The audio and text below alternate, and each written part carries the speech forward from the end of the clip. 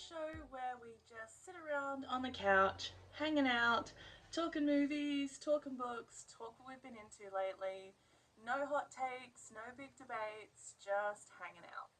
I am, though not on the couch today, I am in my converted shipping container of an office, still figuring out exactly how and where I want to film this thing, shaking it up a little bit. Obviously, still figuring out my timeline and time frame. Did not expect or plan for there to be as big a gap between this video and the last, but life, am I right? But I'm very happy to be back here with you, just chilling out and hanging out. And we're gonna jump right in to playing our movie games.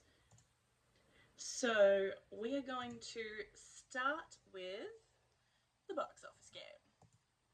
So if you are joining us for the first time or you're unfamiliar with this game, it goes up daily, a different random weekend, the weekend box office, movies debuting, continuing on. Let's see if we can guess what was coming out. So we've got November 7th, 2008. Now, it's always a bit of an advantage when I was alive during the box office, and theoretically should remember this weekend. November is a bit of an odd time. Some prestige Oscar plays come out about this time, but not a lot of big heavy hitters often, but you know, we'll see. So our number 1 and 2 are both in their first week of release. Opening pretty strong, I would say, this first one. As is my tradition, we're going to start with the tagline, still together, still lost. There's a Paramount picture. This tells me sequel. Let's go with our first act. Yeah, okay. See, this was what I thought. I was thinking Madagascar, but I would have thought that, isn't that a DreamWorks? The Paramount threw me off. I would have got that in first guess. Madagascar, Escape to Africa. Final gross $100 million, $180 million, $600 million worldwide. Those movies are huge. I've seen the first one. Right. Number 2 is Universal Picture, also in its first week of release. Not as strong, with only $19 million opening. But let's see, the tagline, they're about to get more than they plea bargain for. Okay, so some kind of law film that sounds like it's a law comedy. Oh, I know what this movie is. Sean William Scott. This movie is Role Models, a movie I also saw. Christopher Mintz-Plasse trying to capitalize on the McLovin heat. I definitely saw it. It's fine, I think. I remember nothing. That's rarely a good sign. But yeah, Sean Scott, Paul Rudd, Christopher Mintz-Plasse. What a what a lineup there. All right, so number 3, we've got a Walt Disney picture in its 3rd week of release. It has dropped 40%. It's only on 75, so after 3 weeks, it's like not that much more than Madagascar 2 in its opening. Our tagline is, the musical experience of a generation becomes a motion picture event. Oh, shit. Oh, this would be High School Musical 3. The High School Musical franchise is kind of a wild success story because, of course, it was just made to be another Disney Channel original film. Like, High School Musical was like the placeholder title, and yet people just went nuts for it to the point where they made 3 and the 3rd got a theatrical release. It did $90 million on an $11 million budget. Like, these were such simple, low-budget films. The 3rd was the only one I haven't seen, I gotta say. I like the first 2 fine. Some catchy songs, but I've never seen the 3rd one. I will admit, didn't catch that one in cinemas. Number 4, Universal Picture in its 3rd week of release. To find her son, she did what no one else dared. I feel like that could be the tagline for so many. Is this the Changeling? I don't know how to spell change. It's just Changeling. Haha. Yeah, okay. So yeah, this is like Angelina Jolie post-Oscar trying to figure stuff out. She struggled. Yeah. So her son vanishes, and then the boy that they return, she's like, "That's not my kid." Did not do good. Um, all right. Is that Jeffrey Donovan as in Burn Notice Jeffrey Donovan? All right, number 5. We've got a movie from a movie studio. Tagline: What would you do to get out of debt? Now I'm 4 for 4 so far, with no misses. Oh, I know what this is too. Oh, I have spelled Zach incorrectly. This is Zach and Mary Make a Porno. Movie I've also seen and thought was like pretty good. Like it's fun. Elizabeth Banks and Seth Rogen's a good duo. The concept is good, but I think just it was too risque to really do super well. But yeah, look, I've just got a 5 from 5, everybody, and I've seen one of them. I saw number 5, but I'm fully. Oh no, I saw Role Models too. I want to be clear, I did not see Role Models in the cinema. That was very much a DVD rental. Yeah, see, November. This is what I mean. November is weird. This is kind of where you dump stuff you don't know what to do with. But look, 5 from 5, everybody. We're on a hot streak. Again, when it's in my lifetime, I can usually nail these pretty well, particularly as an adult. Let's go to Cinematrix, which is something that is much more challenging. Oh, but look, we got Zac Efron again. We got Hilary Swank, we got Zac Efron, we got Robin Williams, we've got double letters in title, we've got between 2000 and 2009, we got 3+ words in the title.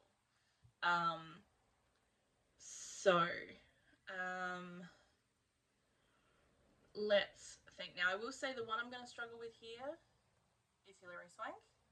Not going to lie. When did Amelia come out?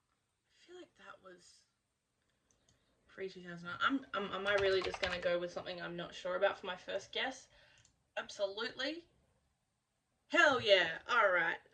And for those of you who are joining us for the first time, you want the lowest percentage as possible. You want to guess things that other people have not guessed. So lower than 20%, I'm usually pretty happy with. Amelia. Now, the only other, of course, Hilary Swank movie I know very confidently. Okay, we got. What do we got? We got Boys Don't Cry and $1 Million Baby. $1 Million Baby has double letters. Boys Don't Cry has 3+ words in the title.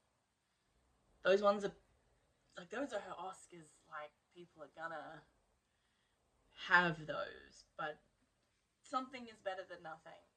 I will leave those for last in case something else comes to me. Zac Efron. Double letters in the title for Zac Efron. What's the movie where he plays like when he's Matthew Perry as a teenager? I don't remember what that's called. Is it just 16 again? Because that doesn't have double letters in the title, and the 16 is spelt the word, but I don't think it is. Obviously none of the High School Musicals fit. High School Musical 3 can go here. Any of the High School Musicals could go in there, but as could the Iron Claw.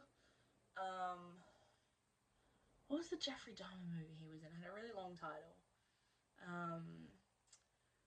Greatest Showman doesn't have double letters.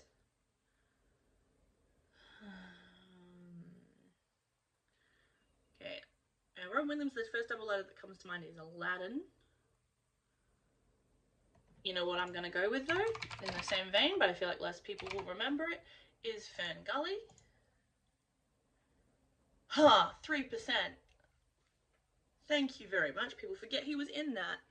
I think people forget that movie exists, except for unless you were my particular brand of millennial. Alright. His early 2000s. This is post-Oscar. I'm worried this is later. Oh, you should never go with things that are... Oh, 1 out of 4. 28%. Damn, I thought that would be a bit more obscure. But he, you know. Alright, 3+ words in title. I burned 2 of them. Do I pick? Because he came back for the 3rd Aladdin direct-to-video sequel, which is, because the second one's Return of Jafar, the third one is King of Thieves, I want to say. Oh my god, Aladdin and the King of Thieves. That's the third one, right? Oh, crushing it. 3%. Awesome. Let's go. Because he resolved his dispute with Disney by that point. Alright, so you know what, let's just do it. Let's just go with the obvious. These are gonna be like 70%. Fuck, 76%. Yeah, okay. Maybe she's not in a lot of films. That yeah, okay, I knew they were gonna be high, but I confess, Hilary Swank's a bit of a blind spot for me. I will confess. But I'm proud of that Amelia Paul, so I'll take that. All right, Zac Efron. I cannot think of a double letter film that he is in. I weirdly feel like the Jeffrey Dahmer film he was in. Baywatch, no. Let's just do what let's just do that. Oh, 8%, excellent.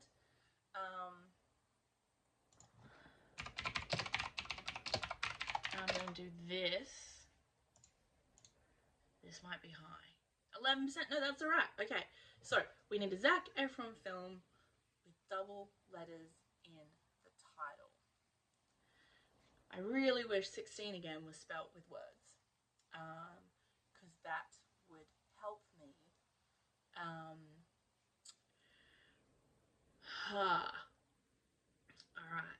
Alrighty. Shit. Other Zac Efron films. I feel like there's some obvious ones that I'm not thinking of. Neighbours does not have double letters. I've got his guest spot on NCIS in my brain, which is not a movie. And NCIS also doesn't have double letters, so even then that wouldn't help me.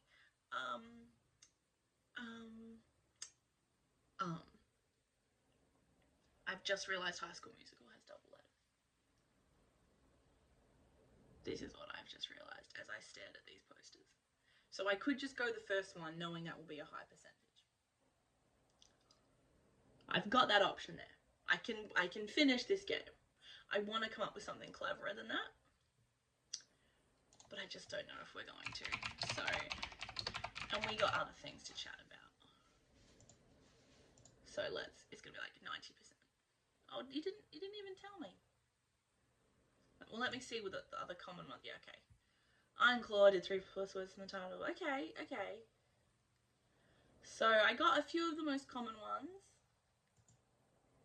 Alright, so okay, so High School Musical in that category was only 30%. So that's alright. And I feel like I got another, so here's the really obscure ones, which I, like, Eastwood directs The Untold Story. There's no way someone didn't Google that. I'm sorry. I feel like most of the ones that are on Rarest Correct Answers are things that people Google. Like, look, that doesn't even have a proper poster. Alright. You know what? I finished the grid and I got a couple of like 3%ers in there and an 8%, and you know, I'm happy with that. Honestly, generally with The Matrix, if I can finish it, that's good. I can't believe I just went with all the High School Musicals for Zac Efron, but school has double letters in it. Alright, so finally let's check in with our fantasy box office. We haven't done this in a while. Last time we checked in, I was not doing so great. I am flippin' crushing it right now. So, in the first quarter of the year, I was not doing so good. I had Paddington in Peru, which was a disappointment for me also personally. Not gonna lie though, I love the first two. I didn't see this one. They really messed up the release, I know. The day the Earth blew up, this was again a bit of wishful thinking on my part. That movie is great. Please go find it. Presents though, you can often do well with a low budget horror movie. That got me a cool 5. But then I had Lilo and Stitch. Picked up Lilo and Stitch, which at the moment is the highest grossing film of 2025. Which I hate, but there you go. So then we get into the summer releases, and here is where I had a few misses, but I've been crushing it. So I also had How to Train Your Dragon, which took a while to get into the black, but did it. It's currently sitting on 187. 28 years later, I feel could get there. We're only 11 million in the hole, so I feel like they could get in the black. That hasn't done as well as I wanted to. It, of course, has made money, but not with the break-even rules of this particular game. Ballerina was my disappointment. I felt like that could have done well and just has not. But of course, my hit pick for the whole year was Jurassic World Rebirth, which has come out in the last few weeks, and that is well and truly on its way to doing very well. So my current profit is $850 million. I don't have anything left for this summer, but I'm sitting pretty. The bomb pick that my partner put on my docket was Flight Risk, which did lose 13, but nothing too major. Meanwhile, she did pick up a Minecraft movie, so that has been her biggest win for the year, and The Monkey and Dog Man. Thunderbolts, Megan 2.0, Bring Her Back, have not merited her much. And then the bomb pick I put on her was F1, a movie I did go to see that I'm probably going to chat about later, but I had a feeling was not going to make too much. Honestly, not as much of a bomb as it could have been. This might eventually get in the black, maybe. It's this budget that's going to kill it. She's still got Fantastic Four coming out in this summer, next week. I don't think that's going to do very well. I feel like we both messed up by not picking Superman. I was contemplating it and then went, nah. But I'm going to see Superman tonight, which I'm very excited about. Then her hit pick doesn't come out to December, but she does have Avatar. So this might all be a moot point. Unless the world has decided, yeah, we were on board for the first two, but we're checking out for the third one. So we shall see. But I am going to enjoy, I feel like I'm going to stay here, at least stay in the top spot until Avatar comes out. So I'm going to enjoy it while it lasts. I don't know, let's have a look at the calendar, because we're going to have to do our next slot, next chunk of the year very soon. And not very soon, doesn't start till September. And honestly, I look at this end of the year and I'm not seeing a whole heck of a lot that's exciting me. This year I think has been a bit of a bummer. We do have Wicked coming up. Now the problem is the way we do things is the person who is losing gets first pick in the next slot. So she's going to scoop up Wicked pretty nicely. And so that...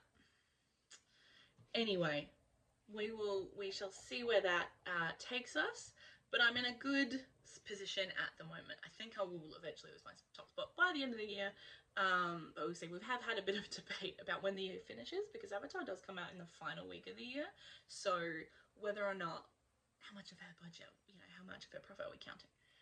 That's a conversation for December. But yeah, that's our movie games. So let's move on to what I have been watching.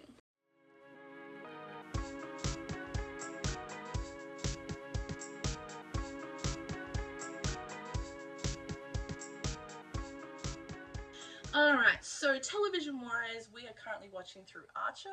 My partner and I were both huge fans of it back when it was on, but like many people, once we hit the Dreamland season, we were like, this is odd, and kind of checked out after that.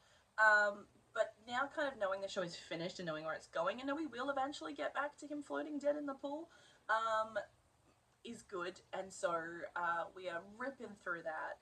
Love that show to pieces, and very much enjoying that. New King of the Hill comes out in a few weeks, which was not a show that I watched when it was on, but a show that my partner loved, and so we watched a year or two ago, and a reboot that I am quite interested in. Particularly, it's an interesting choice for an animated show to age the characters. Tentatively excited, but also curious as to how they tackle a few things, particularly as how so many of their cast members have passed away, some very recently. So, yeah, that's kind of on the horizon. But yeah, in terms of what I've been actually watching, Arch has been the main TV. We have been watching through. I finally signed up to Dropout, so I've been watching a little bit of Game Changer and Smarty Pants, which has been super fun. We also caught the Darts World Cup.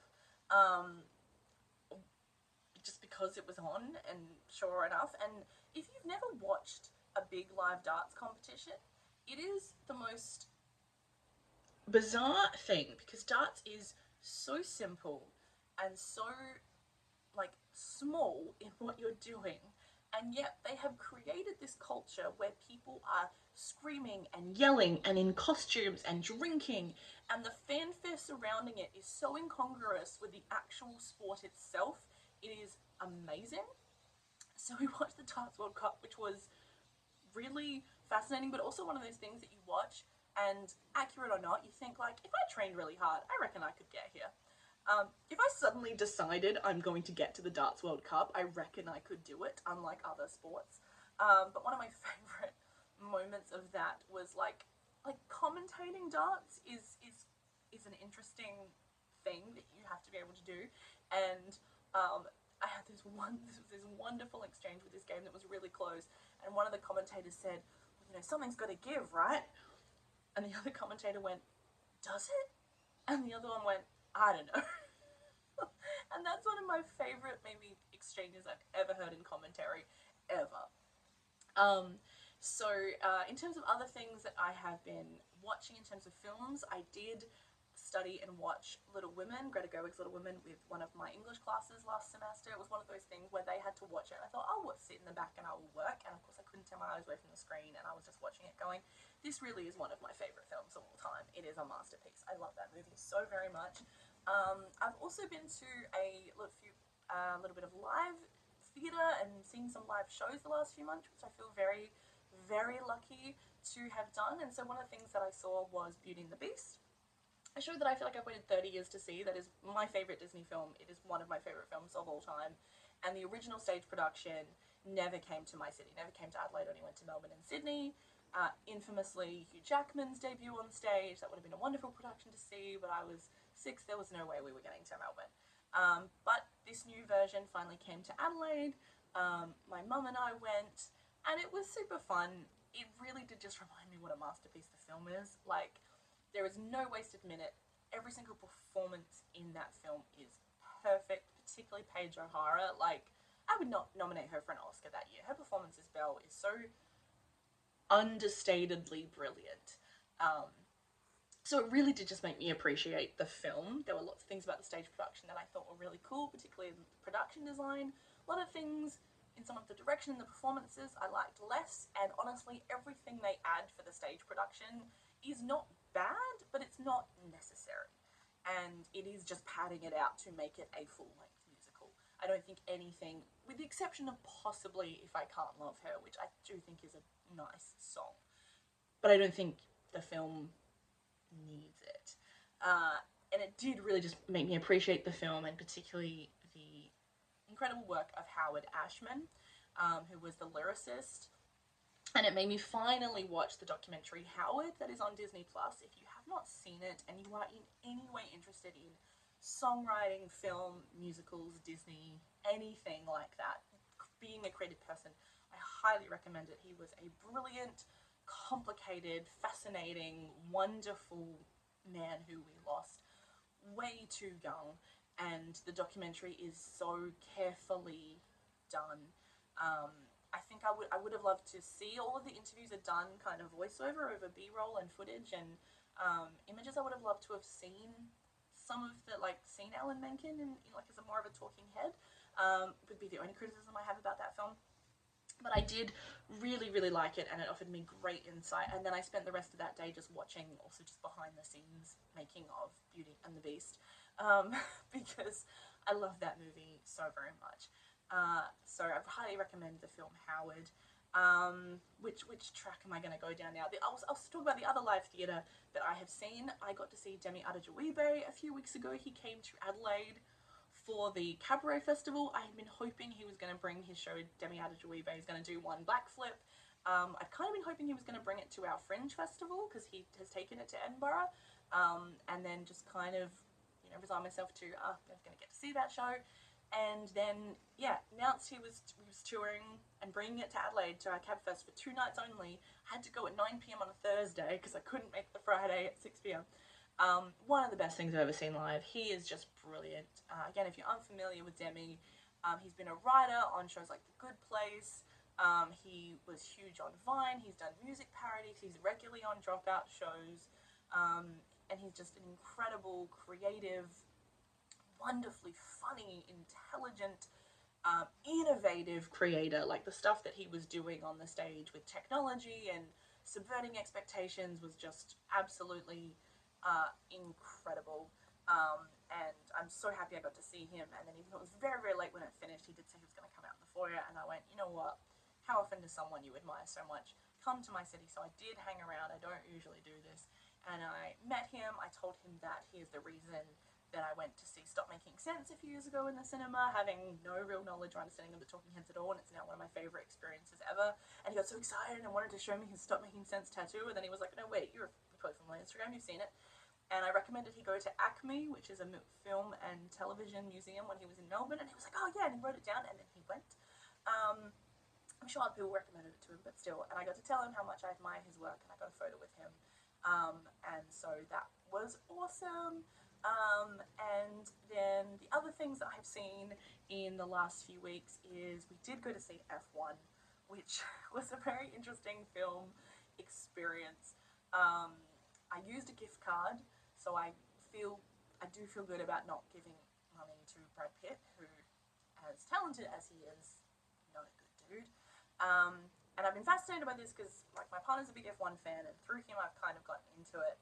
And I've been following the progress of the making of this film and the things that they have decided to do with it. And one of the things I've been fascinated by this whole time is how they've decided to have all the other drivers, with the exception of the 2 fictional ones they've created, be the real drivers. Use their real names, played by the real current drivers, or at least the drivers that were current when they filmed the film. And as I've been watching the trailers, I've been like, is this going to make it seem more realistic, or is this going to take me out of it? Because I'm like, well, that's Max Verstappen. And after seeing the film, I am firmly in the second category, that I think it does not work.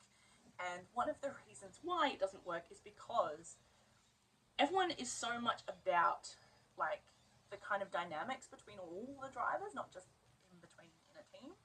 And because they're all being played by real people using their real names, none of whom are actors, none of them can be characters.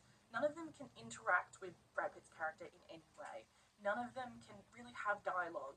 None of them can do anything wrong. None of them can make mistakes or fuck up or have really any kind of interaction with them. They can't really be real people because they are real people. Like, they can't be characters. And so it's like he's in this little bubble, and it's really strange and gives the whole film this really weird feel. But it was one of those films that you see, and I love Top Gun Maverick, that when I was watching it, I was like having a good time. I wasn't checking my watch, I wasn't groaning, I wasn't thinking too much about it. And it's a spectacle. It's a fun film, it's charismatic, it's compelling, could be like 30 minutes shorter, but, I watched it and I was like, hey, had a good time. But it's one of those movies where then the more you think about it, the less good it gets. Because if you go, it's a movie, in my opinion, that you really just kind of got to switch your brain off. And I've seen a lot of people, it's been a really divisive film online, because some people are like, oh, you've kind of got to not know anything. Because if you know anything about F1, you're going to spot all of the things that they got so absolutely wrong about it. Which is funny, considering it was, like, sponsored by F1. And then other people are like, if you're interested in F1, you will love it. And a lot of the reviews I've seen have been like, yeah, I loved it, cars went fast, vroom vroom. And if you kind of go into it with that, like, yeah, it's fun. But as soon as you kind of start tugging at any narrative or character thread, in my opinion, it falls apart. Especially when you start going, wait, what was that about? Like, thematically, or like, what did the character learn? and you come up pretty short. And it had a good hot go at representation of women, and I think fell really short with that. Some parts I really liked.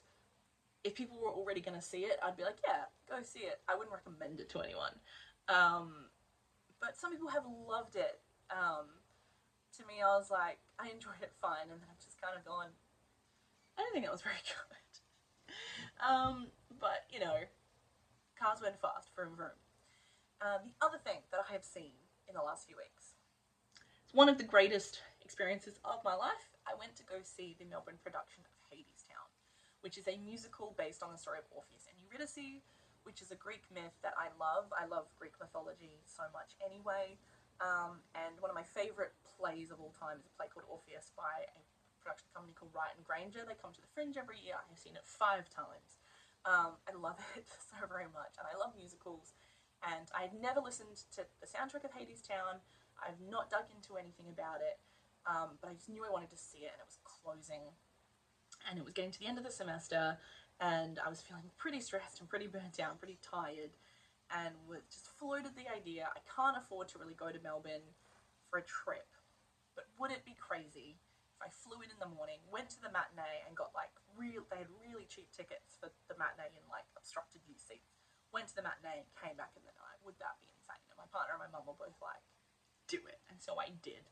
I'm so glad I did. It is one of the best things I've ever seen, and from what I have seen of a lot of discussion online is that Australia got very lucky with our cast. Like, I think the casts across the world have all been great, but it seems like the Australian cast has been very well regarded, and I believe that because the actors that I saw were just some of the best performances I've ever had the privilege of seeing on the stage. And I've been lucky enough to see a lot of live theatre and live musicals, and I was just floored by it. And like, it was the kind of thing though, when like just holding the program beforehand, I'm already a little bit teary-eyed just from like the magic of theatre. And then I saw it, and I had, you know what, even for my cheap obstruction view seats, I had damn good seats. The shortest person in the world sat in front of me, and I just loved it, was completely carried away by it. Someone's phone did go off right after Orpheus turned around, which sucked. But I just loved it. And there's nothing like seeing a piece of live theatre, or seeing anything, reading anything, experiencing anything creative that also leaves you feeling really inspired. And I've been feeling a little bit lost creatively. You know, I'm a writer and a playwright and bit of an actress, kind of. And I've been feeling a little bit lost in the wilderness for a while in terms of my direction and what I want to focus on.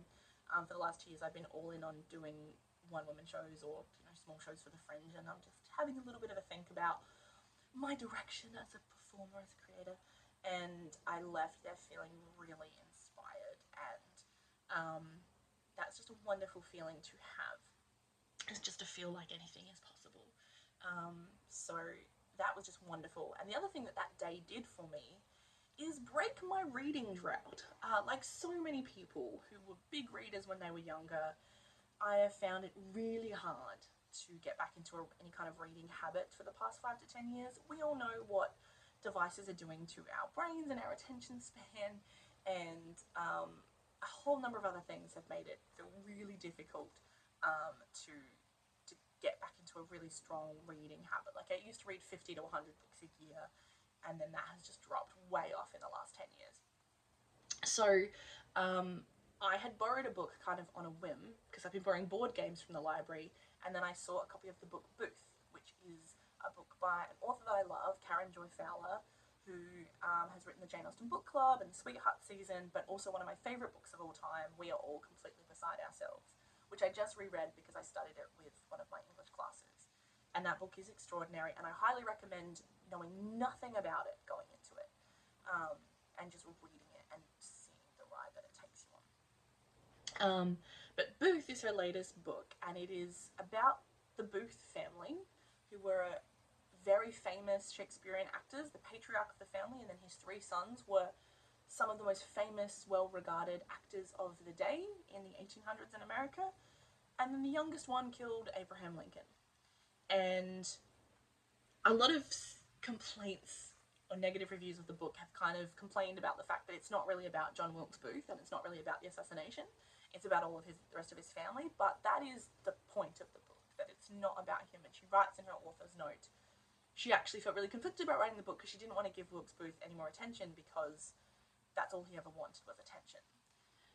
And so, honestly, even if you take out the fact that this little brother of his family killed Abraham Lincoln, their whole story is fascinating anyway. And as, of course, someone who is interested in theatre, just reading about what theatre and actors were like at that time was really fascinating. But then just their whole family was so interesting. And it was told from the perspective of 3 of the siblings, and several of the siblings died. And just their whole family was really fascinating. Like, they would have been worth writing about even without the little addendum to their story. But then the fact that you've just got this kind of cooking in the background this whole time, where you know this is what the little brother grows up to do. And particularly just thinking about how people, particularly young men, get radicalized. And it was written in this really accessible but still challenging way. I really love historical fiction, but I often find it dense and really difficult, and I find it hard to access at times. But Booth is a really thick book, and I brought it with me. You know, I picked it up from the library on a whim, and I think also the library is doing something psychologically to me, because I'm like, well, I have to read this because I have to return it. Not that I haven't borrowed books from the library and not read them and then returned them, but I read it because I brought it with me on this trip, and to me, planes are just the place to read. And so read it on the plane, read it in the airport, read it when I was waiting for Hadestown because I was there by myself, and read this book basically in this day. And even I got back home so late, I was like, I have 2 chapters to go, I just need to finish this book. And I haven't felt like that about a book in forever. So I'm like, okay, let's ride this train. And so I haven't read anything that's come out recently in, several years. So I was just looking at what have been the bestsellers the past few years. I looked at the Dimox top 101 books that they put together every year, and read some books that have titles that I've heard from, going, you know what, bestsellers are probably going to be pretty accessible. I want to read something that's come out recently that people have loved. And so I read Daisy Jones and the Six, which was really fun. I have a few quibbles with that book, but I love the way it was told and just the concept of it. Didn't love the way it talked about addiction, but had a lot of fun with that book. Read The Thursday Murder Club. I'm not a huge crime fiction person. I did read a few books in this series that I got really into, where it was a whole bunch of murders on early 20th century ocean liners. I got really into those for a while. I don't know why.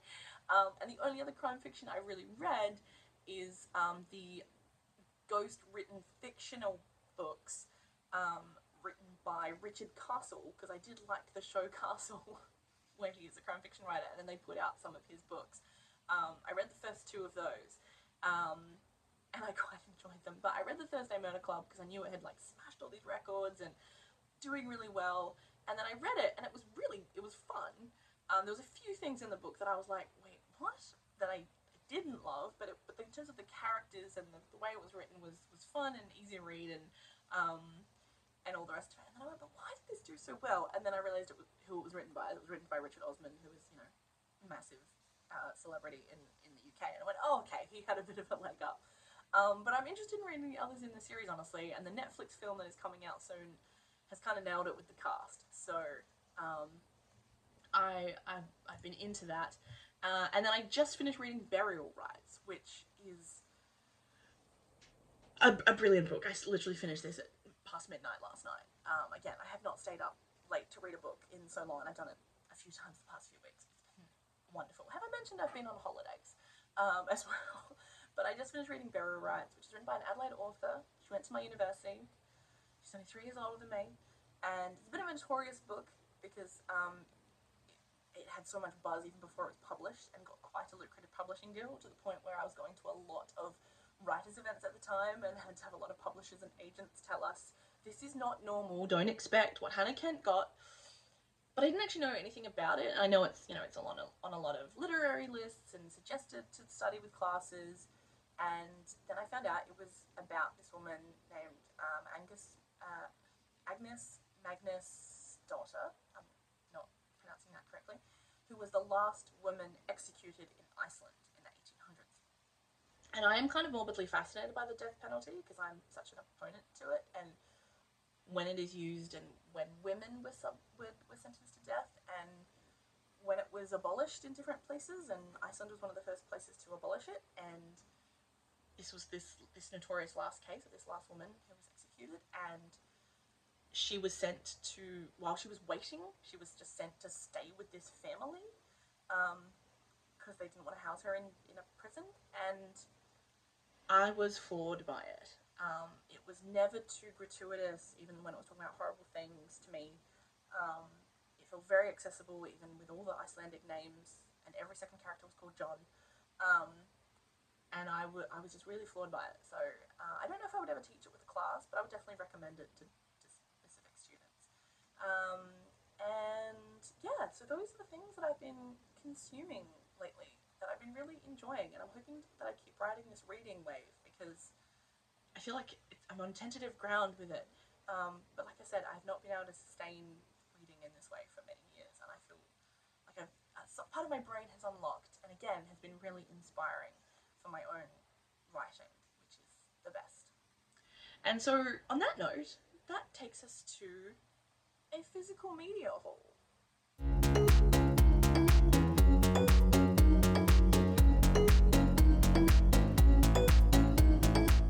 Alright, so most people who know me know that I cannot walk past a secondhand store without checking in particular for DVDs. I have always been a collector of physical media, of films and TV that I love, but like most people, I stopped that habit once streaming became ubiquitous. But in the last year or two, I have gone back to it, feeling the precarious nature of those streaming services, and also being resentful, like many people have become, of how we don't own anything anymore. We are just subscribing for the privilege of getting to watch stuff if they deem it, appropriate enough for us to watch. Appropriate's not the right word. You know what I mean. And so the main thing I've been collecting is Disney films on DVD, which, as I've mentioned earlier, I'm going to make a whole video about that particular side quest that I have in my life. For the last few months, I've had to slow down my purchasing a little bit because I don't live in a house at the moment, and all of our stuff is in storage, so I don't want to mass too many things. I am just dreaming about the day when we get to move into our house and I can set up all of my collections. I daydream about it. But every now and then I will pop in, and if I see something I think is particularly worth picking up, I will grab it. So when we come to DVDs, again, I'm not going to include my Disney finds in this. So the first little haul, I picked up the first 3 seasons of Brooklyn Nine-Nine, a show I really loved when I watched it. I confess I haven't watched the last couple of seasons, but would love to watch it all again. And TV shows like this, which I think are really often not getting physical releases, I think are very worth having. In that same vein, I picked up book 3 of Legend of Korra. I have book 1, but eventually want all 3, of course. Love this show, love Avatar: The Last Airbender. I think I need to do a rewatch over the summer or something like that. And picked up season 3 of Archer. I rarely see these floating around. This price tag is new, by the way. From Sanity, a store that I'm pretty sure no longer exists. Picked it up for $2. Season 3 of Archer, which I think is honestly one of the best seasons, at least from what I've watched so far. But would love to have all of this eventually, so anytime I see one of these, I'll pick it up first in the collection. And then a couple of movies. One, The Apartment. I always try and pick up classics, even if I haven't seen them. Ones that I think I will like by reputation. I know The Apartment's considered, one of the greatest comedies of all time. So one I've been meaning to see, and so few classics are on streaming. So was definitely very happy to pick that up for $1. And then this was a find that I don't think will be exciting to many people, but really was to me, to pick up the film Groove, which is a film I had never heard of. If you've never heard of it, that is fair enough. I only heard of it because of my partner. So early in our relationship, we were hosting a podcast that we haven't really done the past couple of years, because mostly when we made it was just an excuse to hang out. And the premise was we would watch or read something that the other person really loved that the other person had never seen or heard of. And this was one of his picks. and he is a DJ, so he's really into party and music, electronic music and rave culture. This movie is really seminal to that. It's, you know, a very small, low budget kind of film, but to pick up a physical release and a collector's edition for, again, $1 was a very exciting find. Then we get on to books. I have not been buying as many secondhand books. I used to buy a lot, but again, space. And then because I've been in this reading drought, I felt like, I'm just buying books that I'm not even going to read. But of course, the last little while that's been picking up, but also just some books I like to collect. And I have a lot of collections. I collect a lot of things. And one of the newest things that I have to not get into yet, until I have bookshelves again, is collecting the Babysitter's Club books. And I found this haul for, you know, they were just a couple of bucks each. I used to have a massive collection of these. I loved these books so much as a kid. I had a huge collection, and I gave pretty much all of them away when I moved out of home, and I have regretted it ever since. And they're actually pretty rare finds. And so when I saw a bunch of these, and again in this edition, these original, like this one is slightly newer, but I just knew I had to pick them up. I can't go too crazy with these. Eventually I know, and once I have bookshelves again, we're gonna be trolling eBay and making I want at least 1 to 100 is my goal. So I actually did keep my copy of the first one, but it is all wrecked, so I did replace it. Anyway, that was a little haul. If anyone happens to be curious, I have number 1, Christie's Great Idea. I have number 11, Christie and the Snobs. Number 14, Hello Mallory. Number 16, Jessie's Secret Language. Number 27, Jessie and the Super Brat. Number 32, Christie and the Secret of Susan, which is a very important book to me because it was actually the first time I learned about autism. Christie babysits a girl with autism. It's a really wonderful story, actually. And number 40, Claudia and the Middle School Mystery. I have a few others that I picked up along the way as well, but that was my latest haul. A couple of other things. I directed the school musical last semester, and I won't bother explaining. For a little joke, we had books of all the previous musicals we've done, and one of them was Beauty and the Beast, and so I was trying to find a book of that. And I found one that was very simple, but I also found one of these really old school kind of, because they reproduce these all the time. But like this is, you know, one that came out, God, I have not even checked. First published in 1991. And so, you know, from when this movie came out. So I was like, I'm picking that up and I'm going to keep that for myself. And in a similar vein, I saw this. We know I'm a big Muppet fan. And so, you know, saw this and was like, well, that's something that I need. Does this have the publish? Yep, 1981 this book is from. And look how good a condition this is. On my latest expedition, this is when I picked up Bearer Rights for $3.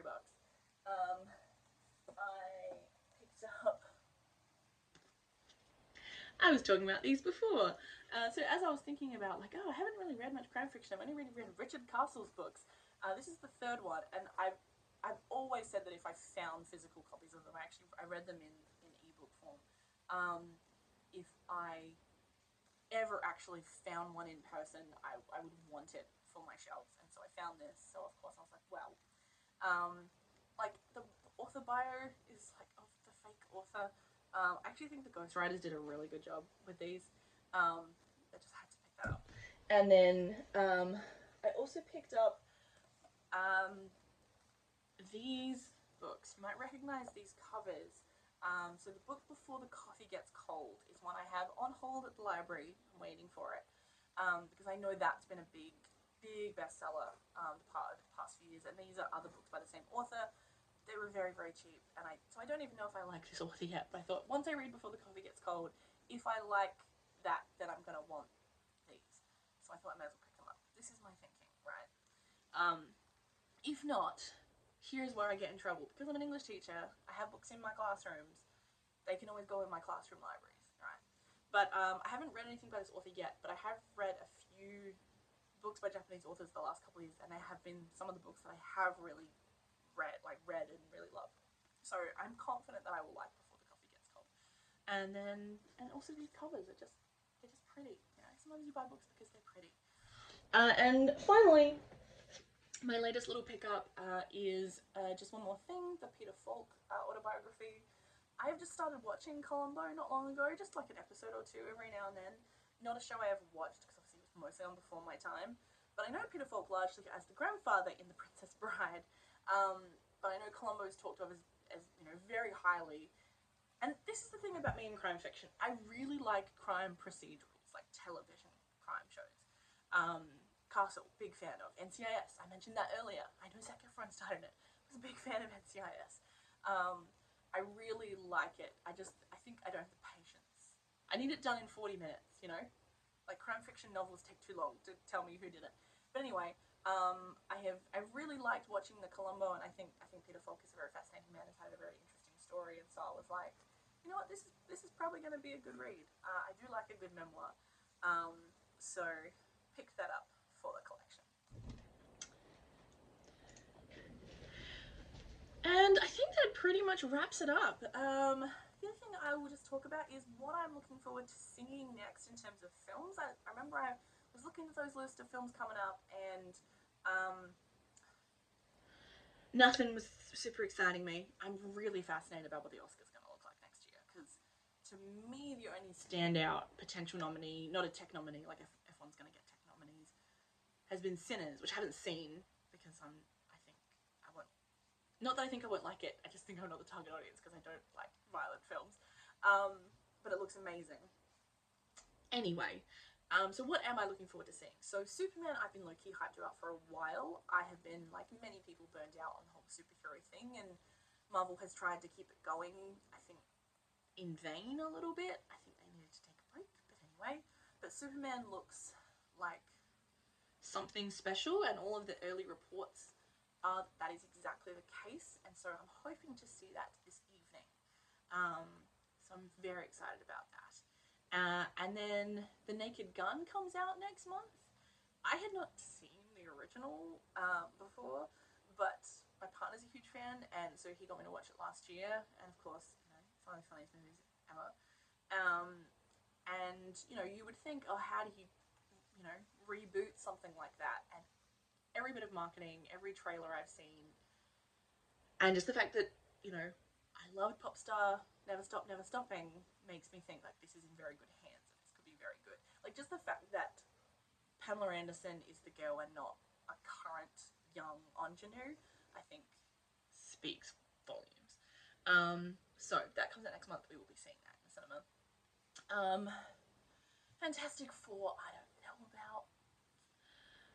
It's probably the only Marvel movie for the last few years that I've had remote interest in, but it's still a little bit of it. Like I saw the trailer before F1 and it was still a bit of a shruggy. And in a couple of weeks, my favourite cinema in Adelaide, The Palace, does a lot of double screenings. They are doing one, I'm going to butcher the pronunciation of this, but Suzume and Boy and the Heron. I really love anime films, and I've not seen Boy and the Heron, even though I love Miyazaki. It'd be great to see this on the big screen, but it's a double feature on a Monday night, so I don't. And I'm an hour away, so we'll see if I get to that. I might go just to see the first one. But those are definitely the things that I am looking forward to watching and seeing in the next couple of months. Next on my reading list is The Odyssey, the new translation from The Last Release by Emily Wilson, the first woman to translate The Odyssey. I'm really pumped for Christopher Nolan's film, and one of the other things I really want to read is The Penelopiad by Margaret Atwood. I've got that on a waiting list at the library, so I feel like I should read The Odyssey first. And then a current book that is waiting for me at the library is Lessons in Chemistry, which I've heard nothing but good things about. So keeping the reading train a-going. So if you want to let me know what you've been watching, reading lately, or what you're looking forward to watching and reading, your scores in the box office game and Cinematrix, feel free to let me know in the comments.